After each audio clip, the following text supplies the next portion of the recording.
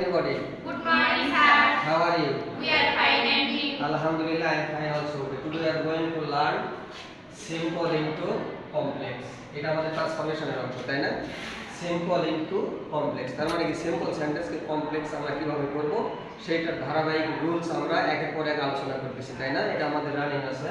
তো আজকে আমি তোমাদের সামনে যে রুলসটা নিয়ে দাঁড়াইছি সেটা হচ্ছে দেখেন লেখা আছে বাই প্লাস জিরান।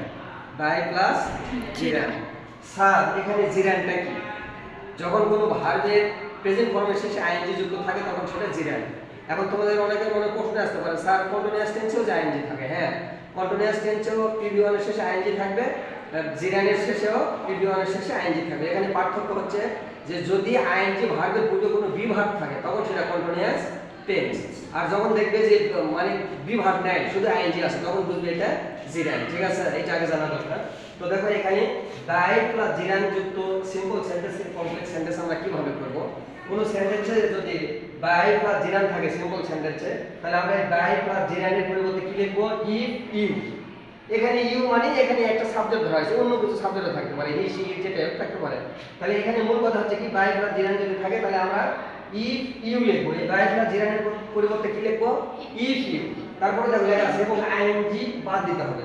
মানে জেরান, যেহেতু জেরান মানে আইএনজি, তাহলে আইএনজিটা বাদ দিয়ে আমরা কি করব? ওই ভার্বের বেস ফর্ম রাখবো, মানে প্রেজেন্ট ফর্ম, তাই না? দেখো ওখানে লক্ষ্য করো কি লেখা আছে by reading more you get a plus. তার মানে কি বাই রিডিং মোর তুমি অধিক পরিমাণে পড়ে কি করতে পারো? এ প্লাস পেতে পারো, তাই না? তাহলে দেখো এখন এটা আমরা নিয়ম অনুযায়ী কি করব? কমপ্লেক্স করার টাইমে আমরা কি করব? বাই প্লাস জিরানের পরিবর্তে কি লিখব? If you. তাহলে এখানে যে বাই আছে না, বাই আমরা বাদ দিছি এখানে দেখো। তারপরে কি জিরান মানে কি আইএনজি, তাহলে এখানে রিডের সঙ্গে আইএনজি আছে না, এটাকে আইএনজি বাদ দিয়ে আমরা কি লিখছি? If you read more. এখানে আর রিডিং নেই, কি আছে? আইএনজি। এটা যেহেতু জিরান তাহলে জিরানটা বাদ দিতে হবে। তাহলে ইফ ইউ রিড মোর, তারপরে দ্বিতীয় ক্লজে যা আছে তাই এখানে আর কোনো পরিবর্তন হবে না। তাহলে প্রথম ক্লজটা কি? আমরা বাই প্লাস জিরান থাকে, বাই প্লাস জিরানের পরিবর্তে কি লিখব? If you. এই সেটা ইফ ইউ লিখছি না বাই প্লাস জিরানের পরিবর্তে। এখন ভার্বের শেষে যেটা আইএনজি থাকবে সেটা আমরা কি করব? আইএনজিটা বাদ দিব। এই যে দেখো রিড, এখানে ছিল রিডিং, এখানে কি আছে? রিড। তাহলে read more. If you read more you get a plus. ঠিক আছে, ওকে। তাহলে এই রুলসের মূল কথাটা যেটা হচ্ছে যে বাই প্লাস জিরান যদি থাকে তাহলে আমরা বাই প্লাস জিরানের পরিবর্তে ইফ ইউ লিখবো। এখানে ইউটা সাবজেক্ট আর অন্যান্য সাবজেক্ট হতে পারে, তাই না?